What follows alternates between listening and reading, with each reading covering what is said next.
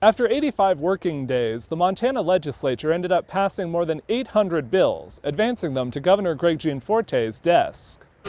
On Thursday afternoon, Gianforte held his first public bill signing after the session wrapped up, officially approving a slate of bills revising Montana's environmental laws in response to the held climate case ruling last year. The environmental bills were among the top achievements that House and Senate Republican leaders named when summing up the session. They also touted things like income tax reductions, funding for prisons, and standing up for conservative values on issues like transgender policy. We do have a lot of accomplishments. I think the Senate, despite a lot of adversity, has really risen to the occasion. Republican leaders made overhauling the judiciary a major priority this year, and said the bills they passed started that process. But one of the biggest proposals, allowing judges to campaign with party labels, didn't move forward. It was a push that, the majority of the caucus wanted. There was always a few, and respect their opinions, but I wasn't going to give up on it easy. So it was always kind of a ace in the hole. It just didn't quite play out.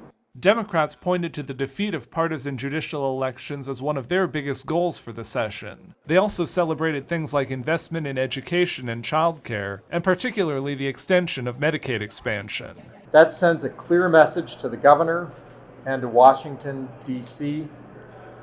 Montanans expect and demand the health care coverage they get through the Medicaid program.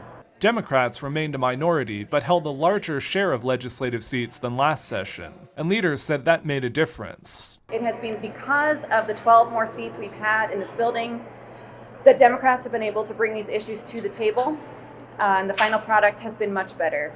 After a bill passes the legislature, it has to be signed by the Speaker of the House and the President of the Senate before it officially goes to the governor's desk. Gianforte will then have 10 days to either sign or veto the bills. If he takes no action, the bills will become law without his signature.